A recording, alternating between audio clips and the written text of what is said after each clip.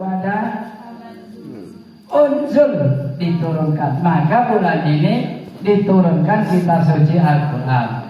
Ada 3 dalam materi ini. Yang pertama, kapan dan apa tujuan Al-Quran diturunkan, apa hikmah untuk kita, bagaimana akibatnya seandainya kita tidak menjalankan atau tidak mengamalkan Al-Quran. Coba saya tanya anak-anakku yang cantik-cantik, kamu di rumah punya Al-Quran? Bagus. Baru? Udah lama belinya? Tapi masih bagus? Yang laki-laki punya Al-Quran masih bagus. Ada 2 kemungkinan. Kalau barang sudah lama masih bagus, itu ada 2 kemungkinan. Satu, yang dirawatnya bagus, kedua nggak pernah dipegang, betul? Begitu dibeli, taruh di atas lemari, di atas meja, bagus nggak? Tapi yang satunya rusak karena dipakai terus, mana yang lebih baik? Kita punya buku banyak, alhamdulillah, sudah 7 tahun umurnya, masih bagus-bagus. Karena ada juga yang belum pernah dibuka, bagus nggak? Tetapi ada yang sudah rusak karena dibuka, bagaimana yang menurut kamu yang baik? Rusak dipakai, bagus karena disimpan. Kalau bahasa saya, kalau bahasa Arabnya itu tarikh, kalau bahasa saya history, sejarah itu ya. History, kalau bahasa Sunda history. Entah kalau bahasa Inggrisnya apa. Diturunkan di Gua Hira pada tanggal 17 Ramadan. Waktu itu Rasulullah SAW sedang bersemedi. Bersemedi itu menyendiri, berkorban. Apa masalahnya dia berkorban? Karena dia bingung pada waktu itu masyarakatnya nggak pernah menurut dengan apa yang perintahkan. Sehingga dia bersemedi, ya Allah, turunkanlah kepadaku bagaimana supaya saya bisa melaksanakan perintah ini dengan undang-undang yang pasti, undang-undang yang pasti, peraturan yang sah. Maka diturunkan Al-Qur'anul Karim.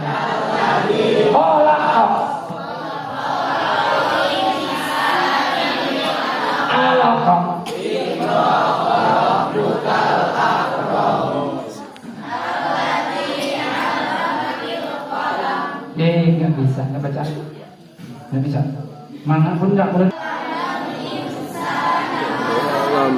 Lam.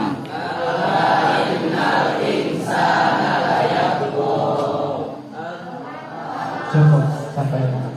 Pertama ayat yang diturunkan di Gua Hira oleh malaikat Jibril kepada junjungan Nabi Muhammad SAW, surat yang pertama adalah surat Iqra. Iqra perintah, amar. Amar itu perintah. Iqra artinya baca. Apa sebabnya? Bukan Allah itu tidak punya program, tidak punya rencana, tidak punya acuan. Mengapa yang pertama diturunkan Iqra? Artinya pada dasarnya manusia ini bodoh. Dasar untuk kita merubah supaya jadi bodoh, tidak jadi bodoh supaya belajar. Dasar belajar adalah pertama kali harus membaca. Penutupan pesantren Ramadan, yaitu tentang zakat, di mana pengertian zakat. Pengertian zakat itu adalah ada 2 ya. Ya, zakat menurut bahasa dan zakat menurut istilah. Suci, berkah, tumbuh dan berkembang. Kemudian sedangkan pengertian zakat menurut istilah yaitu adalah mengeluarkan sebagian harta yang diwajibkan Allah Subhanahu wa taala untuk diberikan kepada orang-orang yang berhak menerimanya. Nah, itulah pengertian dari zakat. Salam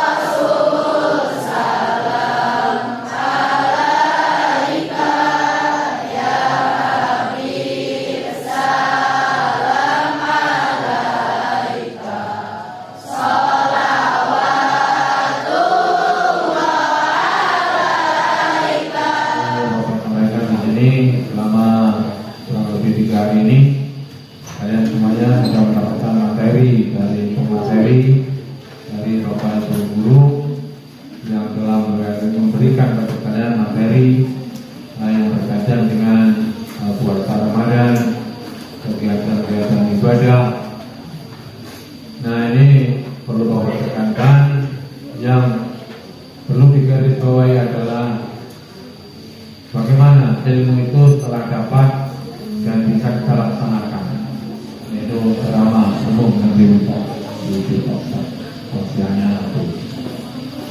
Berikutnya kerjaan perlu Bapak sampaikan di sini adalah pesantren gelar ini adalah beda kalender akademik kita yang diatur selama 3 hari ini adalah pelaksanaan pesantren gelar. Jadi kalau namanya bisa pesantren gelar, pesantren Ramadan atau apalah namanya. Jadi intinya di sini adalah dalam bulan Ramadan ini harus lebih banyak pada penekanan atau pemberian nilai-nilai agama. Waalaikumsalam warahmatullahi wabarakatuh. Waalaikumsalam warahmatullahi wabarakatuh. Alhamdulillahilladzi khalaqal insana min ahsani taqwim. Asyhadu an la ilaha illallah wa asyhadu anna Muhammadan abduhu wa rasuluhu imamul muttaqin. Allahumma shalli ala sayyidina Muhammad wa ala ali sayyidina Muhammad wa ala alihi wa ashabihi wa tabi'in wa man tabi'ahum bi ihsan ila yaumil rasa puja beserta puji syukur kehadirat Allah Subhanahu wa taala yang mana pada kesempatan ini kita dapat bersama-sama berkumpul, bermuajahah, bertatap muka di aula SMPN 1 Pagar Dewa ini dalam rangka menutup pesantren kiat yang diadakan di SMPN 1 Pagar Dewa ini. Mudah-mudahan selalu dilimpahkan kepada Nabi kita di mana wa nabiyana wa rasulana Muhammad Sallallahu alaihi wasallam.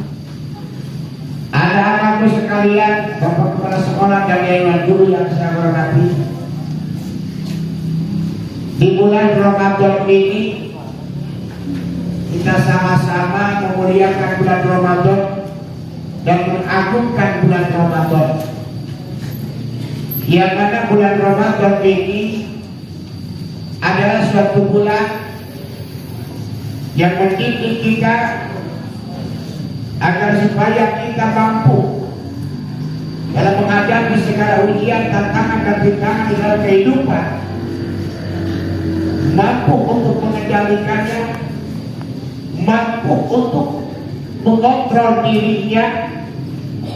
Di bulan Ramadan ini adalah bukan hanya lapar, haus dan dahaga saja, tetapi di bulan Ramadan ini adalah membina akhlakul karimah bagi umat Rasulullah Sallallahu Alaihi Wasallam. Kenapa?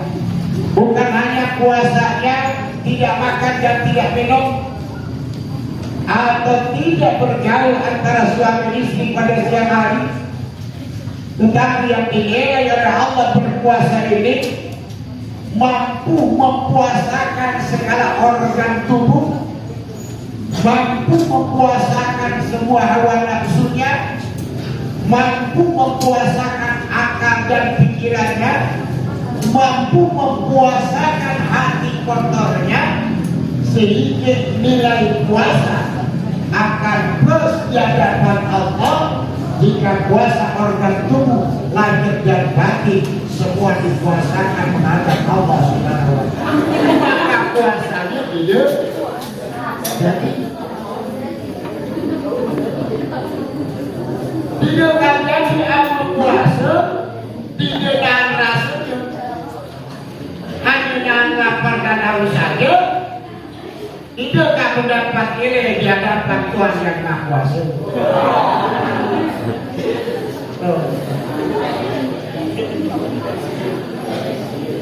Tahu? Akal pikiran kita yang gak karuan dijaga. Nih orang bisa menjogo itu kabeh, orang ngerasa itu kabeh. puasana ora ento nilai saking Gusti Allah Subhanahu banyak nilai namun hayang menang nilai di Allah sebenarnya puasa benar sih puasa iman jika puasa di jalan mal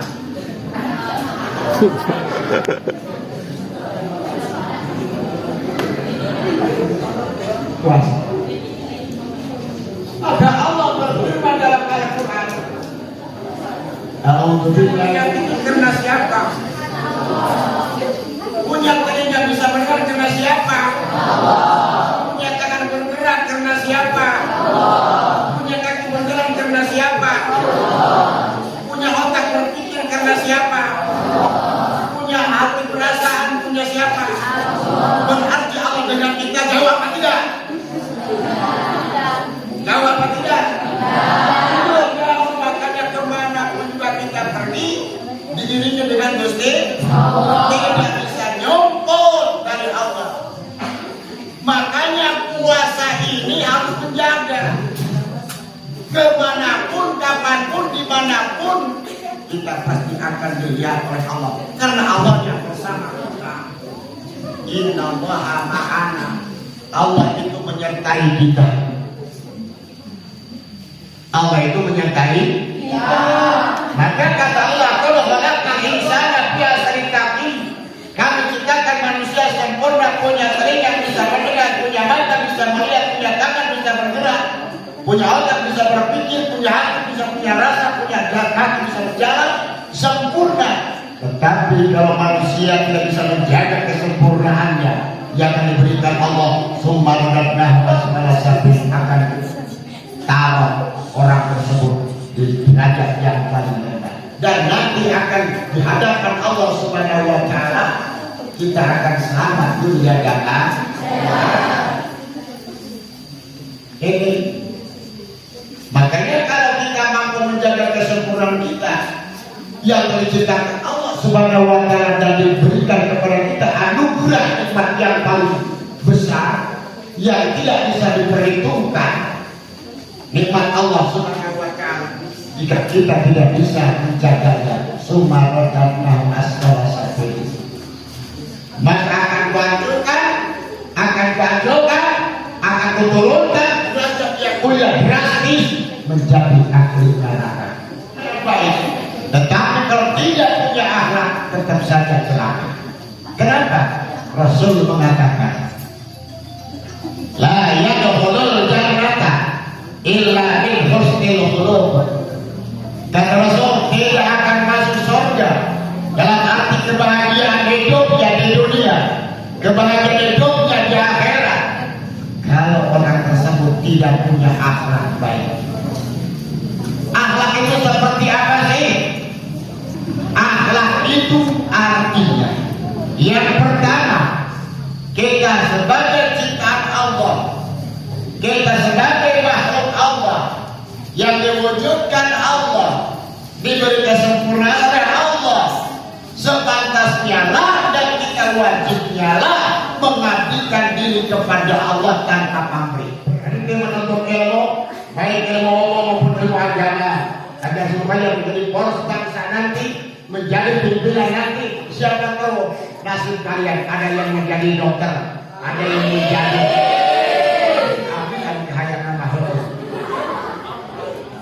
ada yang jadi bupati, ada yang jadi camat, ada yang jadi presiden, gubernur, mau semua. Bener akhlaknya. Dia baik yang jadi presiden ada alam tanpa bohongan, dia jadi presiden tanpa bohongan. Tinggal bacamu, orang gurumu, orang tua orang tua yang ada di dalam dirimu, semua yang di atas kamu, tetap kita harus merendahkan diri, tidak boleh menjadi anak yang sombong. Sekalipun kalian sudah menjadi orang hebat, siapa tahu ada di kalian orang yang menjadi polisi mungkin ada kan yang menjadi polisi, ketemu dengan bapak kepala tanya dengan perhatian, wallahul muwaffiq ila aqwamit thoriq. Ya sebentar. Wassalamualaikum warahmatullahi wabarakatuh.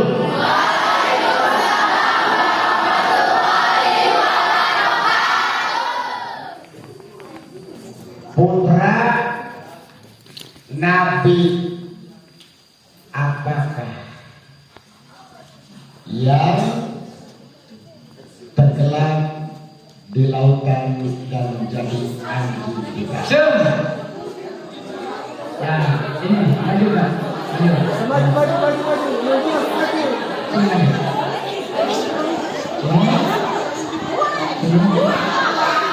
Sebutkan nama dan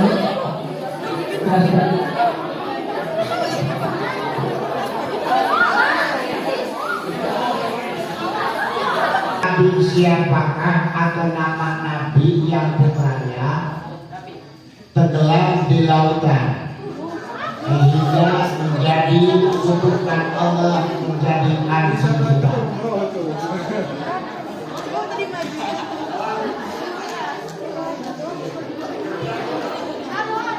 jelas namanya. Hitungan 5 tidak berarti mundur. Satu, dua, tiga. Terus nabinya? Nabi Nuh. Betul.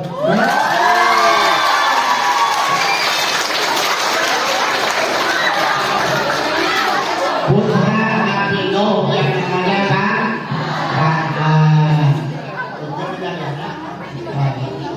Satu putra.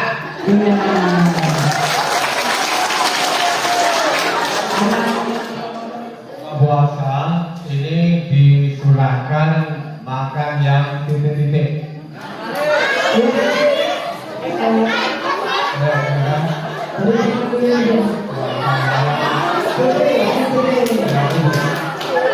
Salam dulu, perkenalkan dulu dari mana? Ya.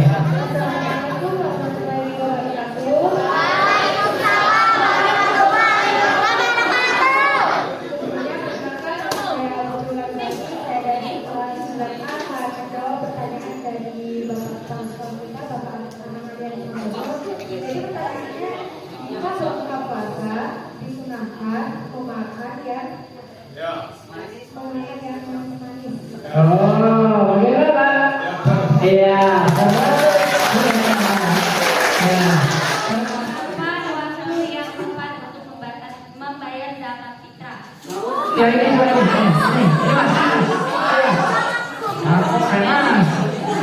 Kalau tidak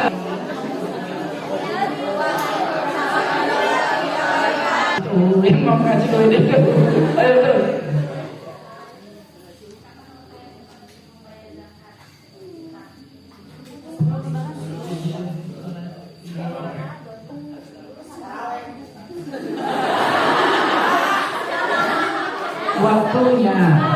Waktunya, ya.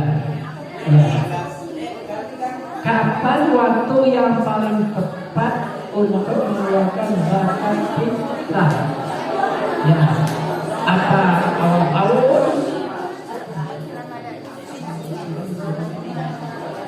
Ya, 100 ya, ini saudara-saudara. Bapak menyampaikan materi tentang puasa. Ya.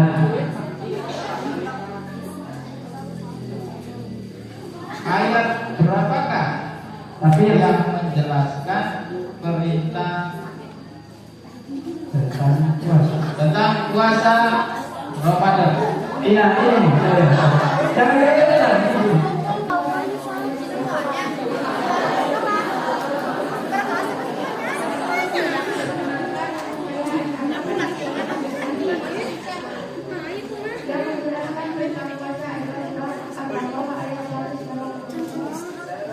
Ya, terlalu.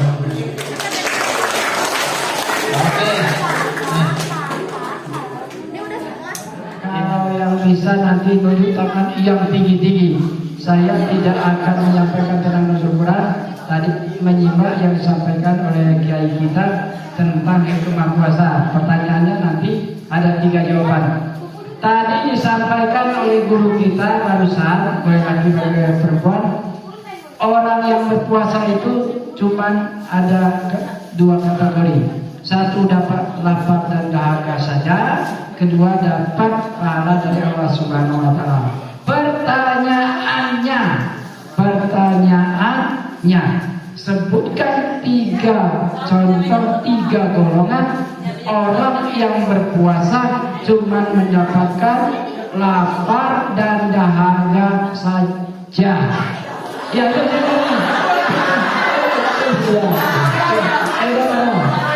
ya. Menjawab pertanyaan dari Bapak Yoni tentang 3 orang atau 3 golongan orang berpuasa cuma dia dapat lapar dan dahaga. Betul kosong, iya kosong tapi tidak kalau pahala di sisi Allah SWT. Ya. yang pertama orang yang berpacaran tapi puasa, Pak.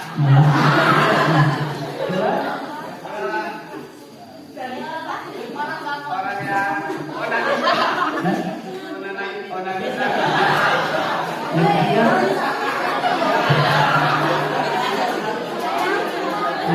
Walaupun sebenarnya cara penjelasan itu di antaranya itu orang yang keras berpuasa mubah intinya tidak menahan daripada hawa nafsu yang akan merusak fadilah puasa itu sendiri. Kata gurunya betul, maka uang 1 juta ini berhak untuk sampai ambil.